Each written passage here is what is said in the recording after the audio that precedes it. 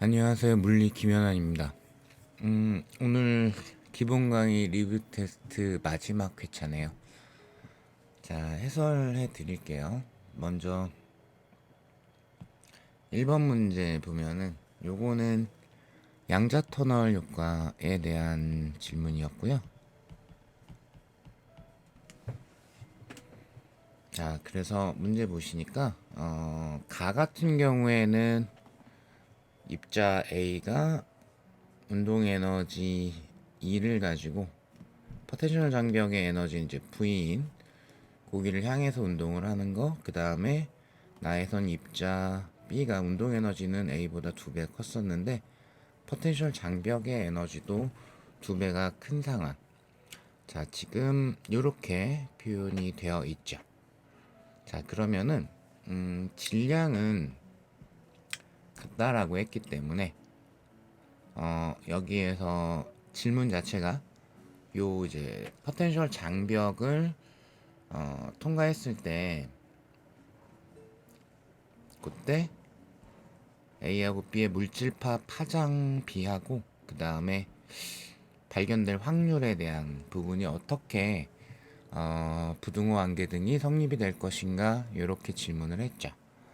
그러면은 필요한 게 일단은 물질파 파장하고 관계해 가지고는 이 양자 터널 효과라는 것 자체가 에너지의 손실이 있는 건 아니고 이 터널 효과 자체에 의해서 투과가 되는 거기 때문에 따라서 장벽의 왼쪽 오른쪽에 대해 가지고 입자의 에너지 변화는 없다. 즉 운동 에너지의 변화는 없다. 이렇게 되기 때문에 그런 결론이 파장은 변하지 않는다. 요게 이제 결론에 해당이 될 겁니다. 그럼 이제 원래 파장이 돼야 될 건데, 그럼 A하고 이제 관계해가지고는 이때 물질파 파장 운동 에너지에 대해서 설명을 해야 되니까 운동 에너지를 물질파 파장으로 표현을 하게 되면 EM 람다 제곱분의 플랑크 상수의 제곱이 되겠죠. 그죠? 그러면은 지금 질량은 똑같다 라고 했기 때문에 따라서 요 A 같은 경우에 운동 에너지를 2라고 했고요. B 같은 경우에 운동 에너지를 2배가 큽니다 라고 했으니까 요 람다 제곱에 해당하는 게 2대 1이 돼야 될 거고, 그죠? 그래서 파장 자체는 뭐 A 쪽을 루트 2 람다라고 하게 되면은 B 쪽은 람다에 해당이 될 겁니다. 그러니까 루트 2대 1의 B가 성립을 해야 된다. 근데 이거 장벽 통과하기 전이나 통과한 다음이나 변하지 않는다. 이렇게 정리를 해주면 되겠죠. 그래서 일단은 A의 파장이 B의 파장보다는 큽니다. 자, 그 다음에 두 번째로 발견 확률이라고 물어봤는데,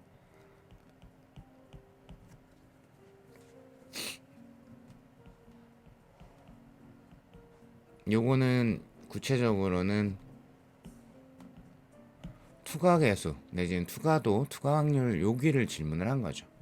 그래서 요게 뭐 식적으로 2에 마이너스 2BL 이렇게 표현이 될 건데 요 B에 대한 거를 완벽하게 외우실 필요까지는 없고 여기 내용적으로 이렇게 와닿는 식으로만 정리를 해주면 되죠. 그래서 투과를 잘 하려면 즉 장벽을 통과한 다음에 발견될 확률이 크려면 일단 장벽의 폭이 좁아야 된다. 좁아야 통과하기 쉬울 거니까. 그리고 가급적 질량이 작은 게 터널 효과가 일어날 확률이 클 거다. 그리고 이쪽을 가급적 이렇게 기억하라 그랬죠. 입자의 에너지가 클수록이라고 하면은 이러면 조금 이런 문제 대응을 못할 수 있어가지고 문제 설정을 이런 식으로 했던 거예요. 자, 그러니까 여기 같은 경우에는 클수록이 아니지. 이게 작을수록, 즉 입자의 에너지가 클수록 그러면은 장벽의 포텐셜 에너지하고 차이값은 작아지는 거니까요. 그죠? 그러면은 가 같은 경우에는 차이값이 v-2만큼이 될 거고요. 나 같은 경우에는 2v-2 그러니까 2v-2 이만큼이 되겠죠. 이해되실까요? 그러면은 v-2 즉 포텐셜 에너지하고 입자 에너지의 차이값 자체가 누가 더 큽니까? 이쪽이 크죠. 요게 작을수록 투과될 확률이 증가하기 때문에 작은 쪽은 가에 해당이 되니까 따라서 통과해서 존재할 확률이 더 높은 거는 그러면은 A 쪽이 돼야 되겠다. 그래서 2번을 골라주셔야 되겠죠. 자, 이렇게 정리해 주시면 되고요.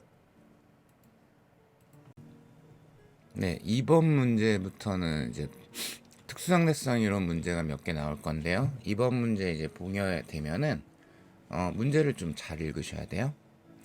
정지한 좌표계에 대해 가지고 자, 검출기가 있는 좌표계라고 생각하면 되겠네요. 자, 그러면 입자 검출기에 대해서 정지한 좌표계에 대해서 발음이 이러지? 즉 검출기 입장이라고 생각을 해주면 되겠죠. 측정을 했을 때 광자 A가 광자는 빛을 얘기를 하는 거죠. 요건 당연히 속력이 C가 될 거고요. 그 다음에 입자 B가 검출기로부터 D만큼 떨어진 P를 동시에 지나서 각각 등속도 운동을 하는 모습을 나타낸 것이고, 그 다음에 검출기와 같은 좌표계에서 측정을 했을 때 그냥 검출기가 측정했을 때란 표현이 되겠죠. 그럼 A가 죄송합니다. P에서 검출기까지 가는데 걸린 시간이 T0이다. 즉 검출기 자체가 측정을 했다. 아니면 검출기에 속해 있는 공간에 있는 관찰자가 측정을 했어.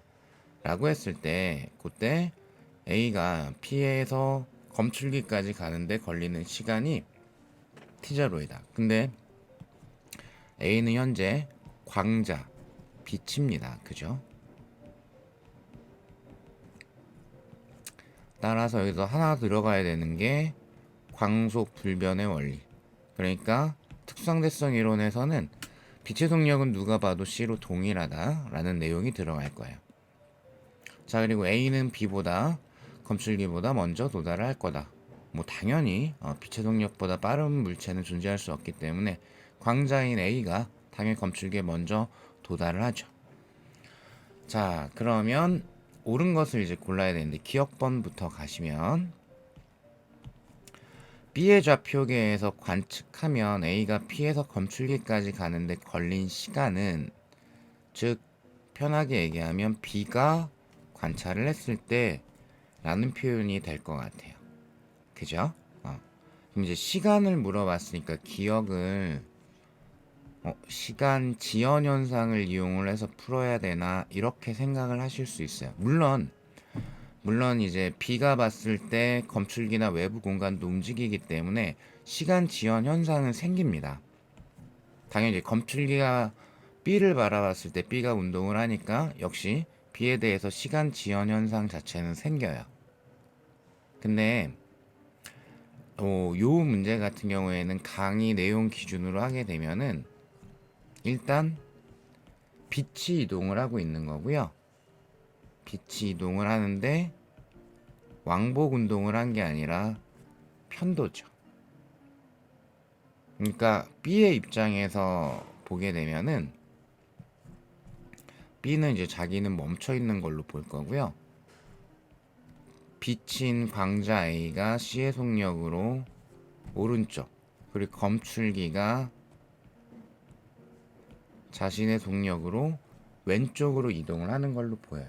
그러니까 B가 보기에는 사실은 D만큼을 움직이는 게 아니라, 물론 이제 길이 수축도 일어날 거라 D의 길이 짧아질 건데 D만큼을 움직이는 게 아니라 이 검출기 자체가 광자를 향해서 운동을 하는 게 있기 때문에 그래서 훨씬 짧은 거리를 빛이 이동을 해와가지고 부딪히게 되죠. 그래서 결론은 뭐냐? 편도면 동시성의 상대성 쪽으로 푼다. 즉 그냥 그림으로 직관적으로 풀어라 라는 게 결론이었죠. 자, 그래서 얘는 그냥 그림으로 푸시는 거예요. 시간 지연이나 뭐 길이 수축이나 이런 걸로 들어가는 게 아니라 편도니까 빛이 이동하는 것에 대해서 편도니까 그림으로 풀 거다. 그러면 자 T0라는 게 어떤 상황이었냐 보게 되면은 정지한 관찰자 즉 검출기가 체크를 했을 때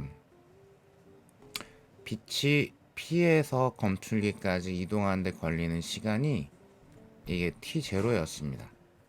그죠? 그럼 이제 B가 보기에는 어떻게 되죠? 이 상황이죠. P에서 검출기까지 갈 건데 검출기 자체가 이동을 해오기 때문에 즉 요 오른쪽에다 다시 한번 그려드리면은 D 플라임이라고 합시다. 길이 수축은 일어났을 거니까. 그러면은 얘가 쭉 올 건데 검출기도 쭉 다가오니까 그죠? 그럼 훨씬 시간이 덜 걸리겠죠? 이해되실까요? 그러니까 검출기 자체가 빛을 향해서 이동하고 있는데 라는 내용 때문에 T0보다 그냥 직관적으로 훨씬 시간이 덜 걸립니다. 이해될까요? 그래서 T0보다 작다 이렇게 골라주셔야 돼요. 그래서 기억이 틀린 거죠. 그러니까 만약에 이 관찰자 여기를 조금 지우고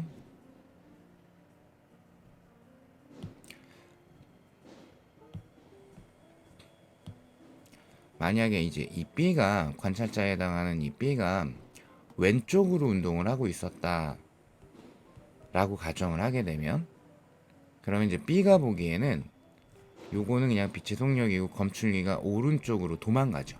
근데 빛이 쫓아가서 여기쯤에서 만날 거기 때문에 그러면은 D보다는 훨씬 긴 거리를 움직일 수밖에 없어요. 이러면 이제 T0보다 큰 값이 되는 거죠. 그래서 편도인 경우에는 그림으로 풀어야 됩니다. 자, 이런 식으로. 자, 그다음에 니은번 보시면 B의 좌표계에서 관측하면 P와 검출기 사이의 거리 D보다 작게 측정이 된다. 자, 여기는 길이 수축 내용을 딱 질문을 드린 거고요. B가 관찰을 했을 때 그럼 어떻게 읽는 게 중요하다? 즉 특성대성 이론에 따른 내용은 항상 가장 이제 우선순위가 관찰자가 바라봤을 때 대상이 움직이는가. 그러면 특성대성의 이론에 따른 현상들이 쭈르륵 나타나게 된다. 그러면 B가 보기에 P하고 검출기 사이에 이 공간 자체가 움직이죠. 그러니까 길이가 짧아지죠. 그래서 D보다 작게 측정이 된다. 자, 그다음에 디귿. B의 질량은 검출기 좌표계에서 측정할 때가 B의 좌표계에서 측정할 때보다. 자, 이것도 마찬가지. 요거 이제 질량 증가에 대한 거 물어본 건데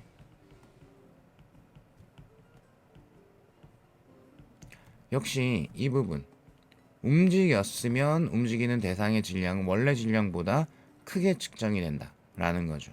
자, 그러면은 주어에 맞춰 가지고 검출기가 봤을 때는 움직이니까 원래 질량을 M0라고 하게 되면 측정되는 질량이 원래 질량보다 큰 걸로 측정이 되죠.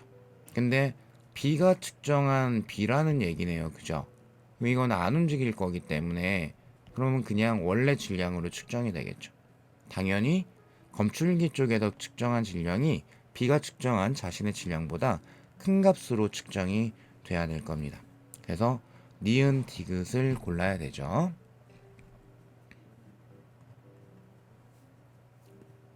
자, 그 다음 3번 호를 보시게 되면은 요것도 특수상대성 이론이네요. 자, 일단 문제 조건을 잘 읽는 게 상대성 이론 같은 경우에는 중요하기 때문에 문제도 한번 살펴보겠습니다. 관찰자 A가 측정을 했을 때 주어가 A네요.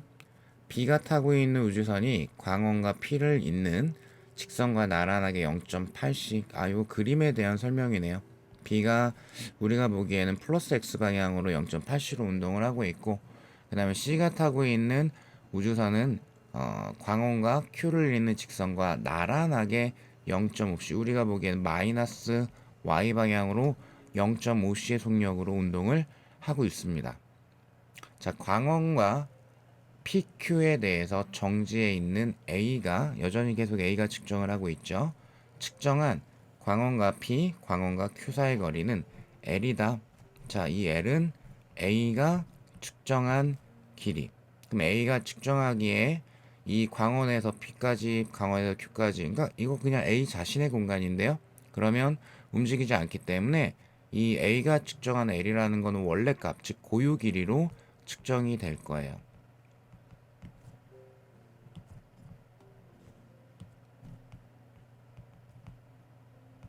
한 번 더 표현을 해드리면 항상 1순위가 관찰자가 보기에 대상이 움직여야지 시간 지연, 길이 수축, 질량 증가, 동식성의 상대성 이런 것들에 대한 내용이 생긴다. 안 움직이면 아무 일도 안 생긴다.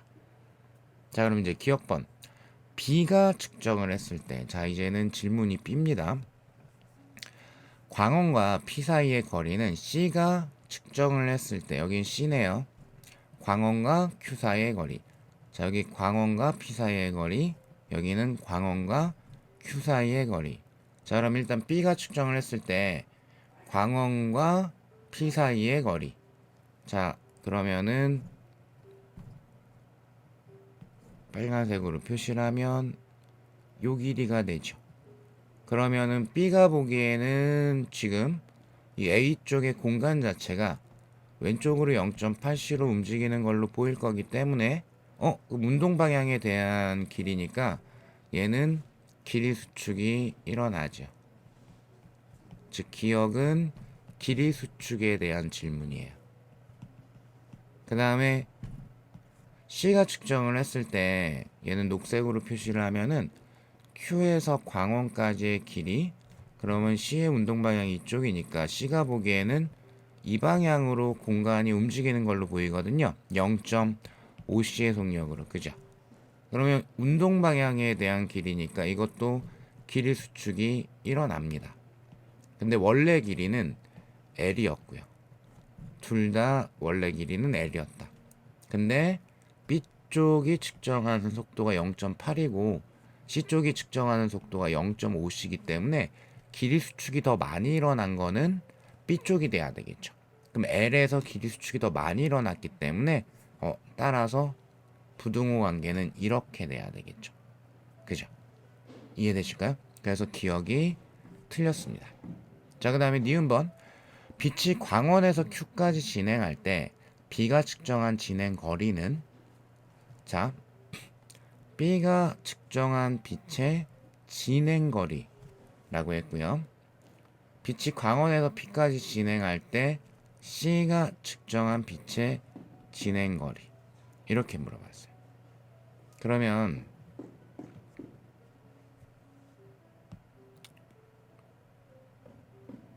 조금 지우고요. 지금은 빛이 진행한 거리라고 그랬죠.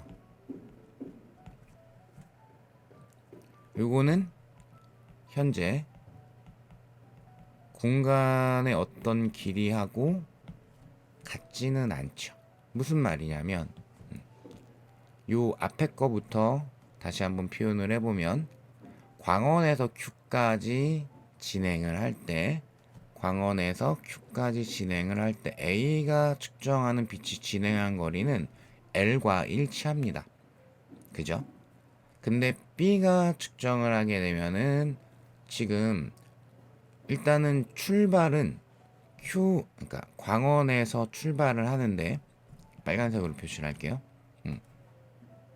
여기 이 지점에서 출발하는데 이 전체 공간이 어떻게 되죠? 왼쪽으로 이동을 해버려요. 그죠? 그래서 Q에 도착하는 동안에 Q가 이렇게 이동해 와 있는 거예요. 그러니까 이런 거리를 이동을 해오는 거죠. 이게 B가 측정했을 때 빛이 진행한 경로가 되는 거예요. 그죠? 자, 마찬가지로 C가 측정을 했을 때 광원에서 P까지 빛이 진행한 경로. 자, 물론 이제 A가 측정을 하면 이것도 이렇게 진행해서 L을 이동하는 걸로 보이겠지만, 그죠?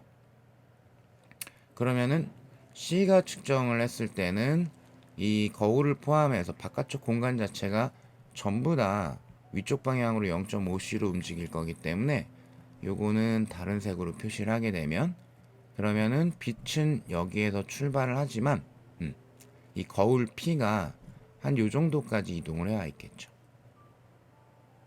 그래서 이런 식으로 이동을 하게 됩니다. 이해되실까요? 그런데 이 B가 측정했을 때 거울 자체가 이동한 속도가 0.8C에 해당이 되고요. 그 다음에 C가 측정했을 때 거울 P가 이동한 속도가 얘는 0.5C에 해당이 되죠. 그러니까 좀 과장해서 표현을 하자면 상대적으로 C가 측정했을 때 거울에 빛이 도달할 때까지 이동한 건 느리니까 한 요 정도까지밖에 안 온 거예요. 그래서 조금만 이렇게 빗나가 있겠죠. 그럼 직관적으로 누가? 얘가 더 크죠. 그죠? 그래서 니은이 맞는 겁니다. 이해되실까요? 즉 니은도 앞에 문제랑 관계가 좀 있는데 메인풀이법은 빛이 왕복한 걸 측정한 게 아니라 편도를 측정을 했죠. 그죠? 그러니까 뭘로 풀었다? 그냥 그림으로 풀었다. 물론 이제 계산 문제를 시키면 계산을 하긴 해야 되겠지만 이 정도의 비교면은 그림으로 풀어야 되겠죠. 이해될까요? 자, 그 다음에 디귿번 광원과 Q 사이의 거리는, 자, 광원과 Q 사이의 거리는 A가 측정할 때가 B가 측정할 때보다 크다. 자, 그러면은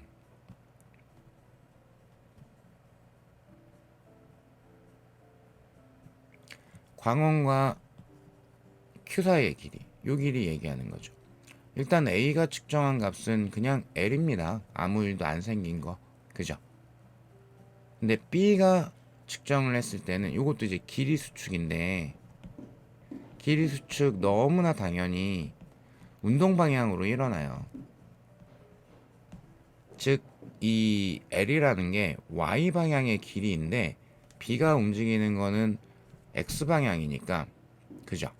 따로 공간도 X 방향으로 움직이고 X 방향 쪽에 길이 수축이 일어나야 되겠죠.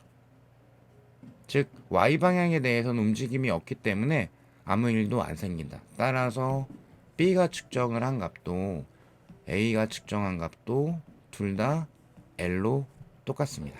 그래서 디귿도 틀렸죠. 자, 그래서 니은을 골라야 되는 겁니다. 4번 문제는 일부러 계산 문제를 조금 어렵게 출제를 해드렸는데요. 이건 좀 어렵습니다.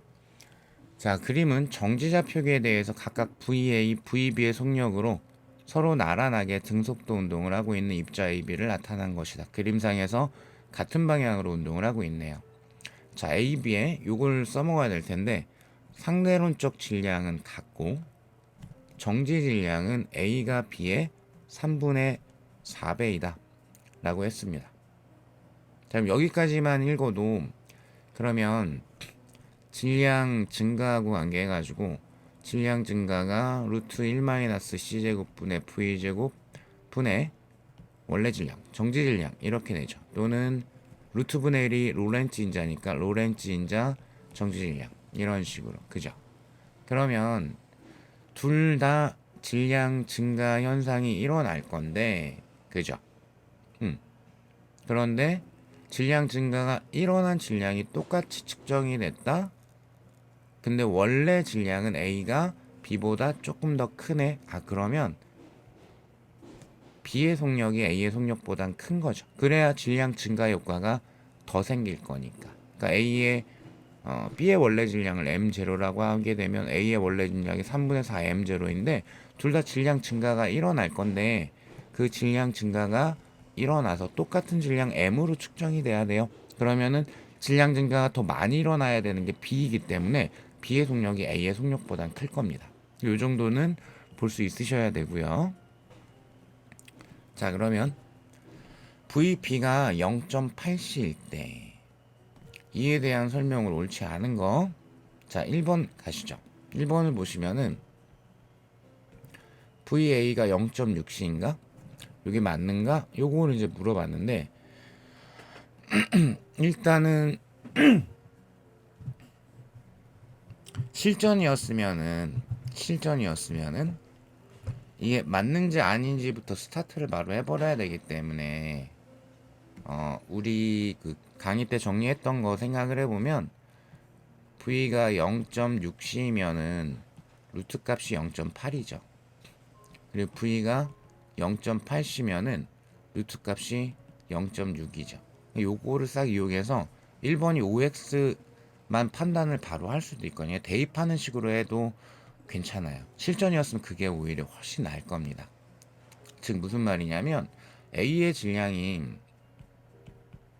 B의 질량에 대해서 원래 질량이 3분의 4배라고 그랬죠. 그러면 3분의 4배 질량에다가 여기가 그러니까 맞는지 아닌지를 볼 거기 때문에 0.6C, 0.8C라는 걸 생각을 했을 때 그럼 얘는 루트가 0.8이고 얘는 루트가 0.6이거든요. 만약에 이렇게 놓고 그냥 대입을 하는 거죠. 그럼 여기에다가 0.8 나눈 거랑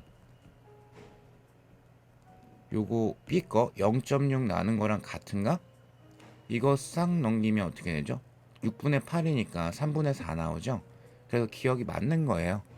실전이었으면 이렇게 하셔야 되는 거고, 근데 익숙하지 않은 분수등을 이용을 해가지고 표현을 할 수도 있기 때문에 그러면 요걸 이제 어떻게 써야 되냐, 식 표현하는 거를 한번 풀로 같이 한번 해보게 되면은, 자 그러면 A의 질량 효과를 요걸 이용을 해서 표현을 할게요. 그게 B 쪽이랑 같아야 된다를 표현을 할게요. 자 그러면 루트 1-C 제곱분의 A는 구해야 되고 VA의 제곱이라고 쓰고 여기가 3분의 4 M0가 되겠죠.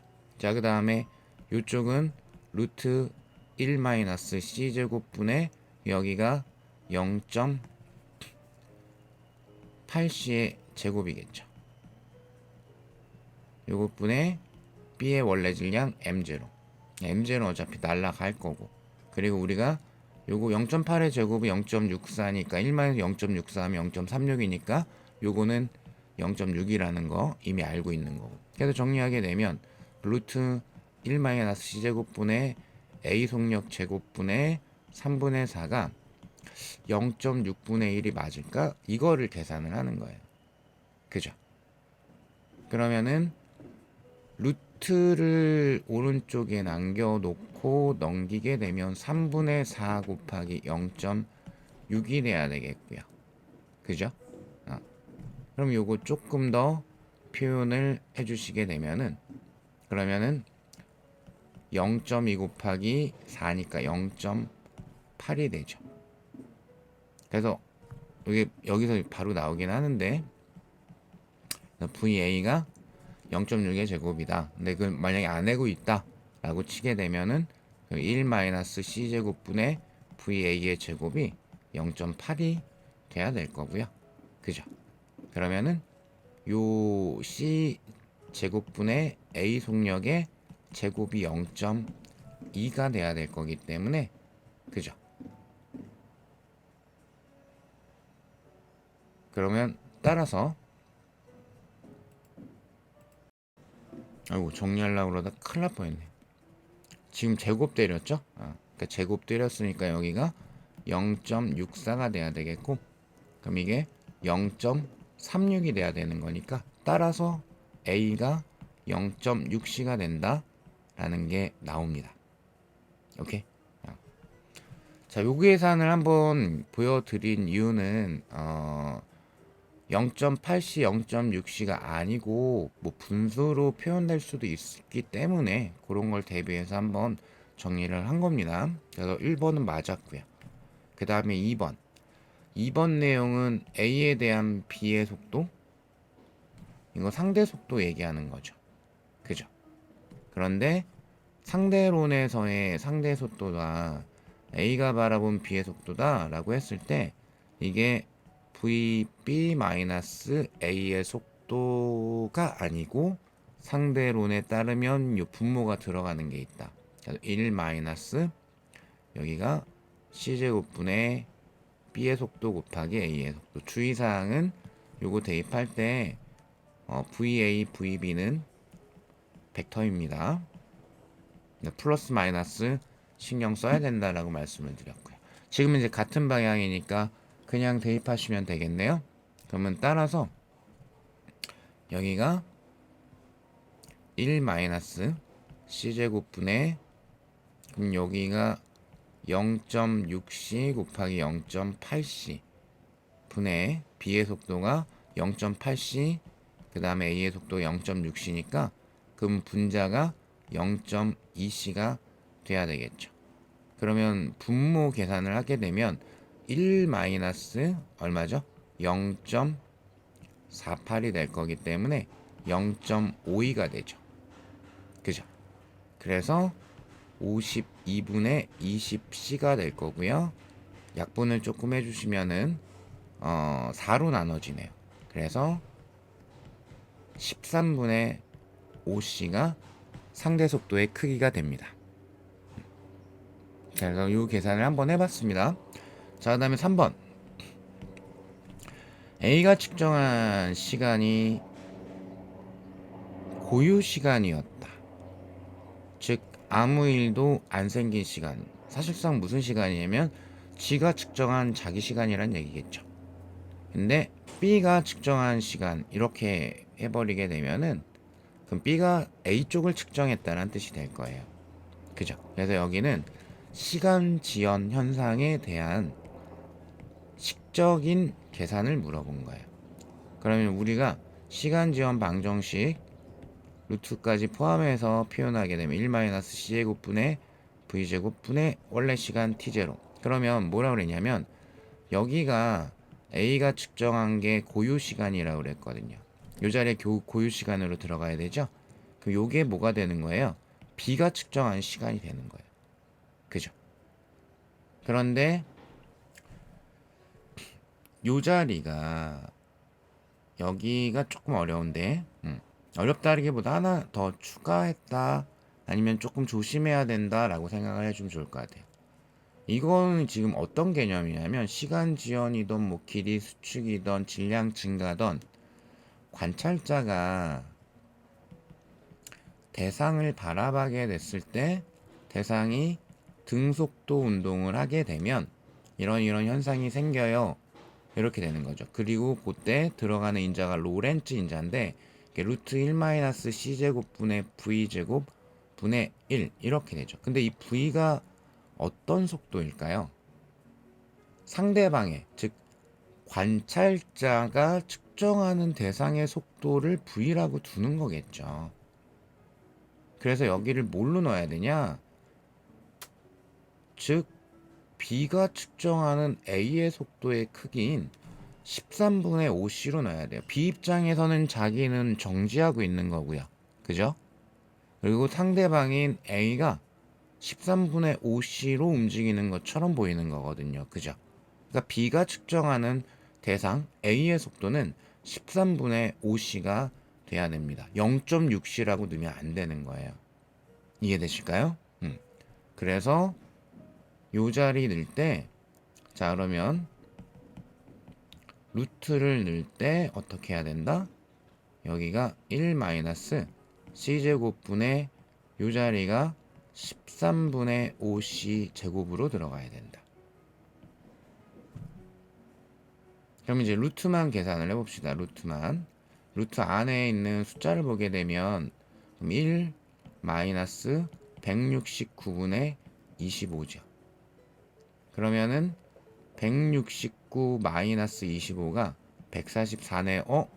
이거 조금 그래도 아주 단순하다라고까지는 뭐 좀 그렇지만 제곱할 수 있는 아이들이네요. 그죠? 그럼 얘는 13의 제곱이고 얘는 12의 제곱이니까 그죠? 그래서 루트 안에 있는 게 그러면 13제곱분의 12제곱이 될 거라서 써드릴까? 혹시 헷갈릴 수도 있으니까 13분의 12의 제곱이 되는 거니까 그죠? 따라서 t자로 여기다 쓸게요. 얘는 12분의 13 이렇게 곱해줘야 되겠죠. 이해될까요? 그래서 3번이 틀렸습니다. 그러니까 0.6C로 대입하면 3분의 5 T0가 될 건데 그게 아니라 B가 바라본 A의 속도로 넣어야 된다. 그죠? 자, 그 다음에 4번 정지좌표계에서 측정한 B의 운동 에너지는 A의 운동 에너지하고 몇 배까지인지 계산할 수 있는가? 거기까지 물어봤는데 그러면 운동 에너지, 상대론적 운동 에너지는 어떻게 되죠?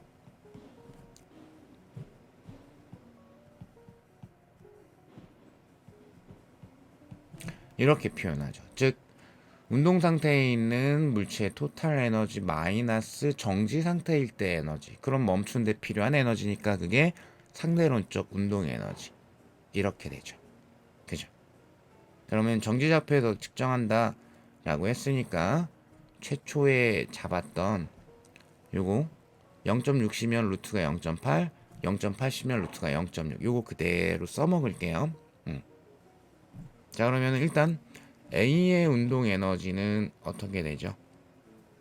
그러면 일단은 정지과 좌표계에서 A를 봤을 때는 A가 0.6C니까 루트가 0.8 따라서 0.8분의 1 마이너스 1 근데 A는 질량이 3분의 4배 크다 원래 질량 그죠? 요렇게 되겠죠. 그 다음에 B는 어떻게 되죠? B 같은 경우에는 루트가 0.6 0.6분의 1 마이너스 1 원래 질량 C제곱 요렇게 되죠. 그래서 여기가 8분의 10으로 바꿔가지고 계산을 하게 되면 8분의 2가 되죠. 그죠? 그러면은 요거랑 지워지고 숫자만 보면 3분의 1이 남죠. 요 아이는 6분의 10으로 두고서 계산을 하게 되면은 6분의 10 마이너스 6이니까 6분의 4가 되죠. 그러면 3분의 2가 됩니다. 따라서 B쪽의 운동 에너지가 2배가 크다라는 게 나옵니다. 자, 그다음에 5번. A에서 광자를 방출했다. 뭐 A는 뭐 그러면 이제 자신의 에너지는 작아지긴 하겠죠. 에너지를 방출했으니까. 근데 그걸 물어보진 않았고 그걸 물어볼까 하다가 문제를 바꿨는데 광자를 방출했을 때 그 광자의 속력은 A와 B에 대하여 같다. 광자가 빛이니까요. 즉 광속 불변의 원리를 물어본 거죠. 특수상대성 이론 적용하에서는 빛의 속력은 누가 봐도 C로 항상 똑같습니다. 그래서 5번도 맞는 지문이 되는 거죠.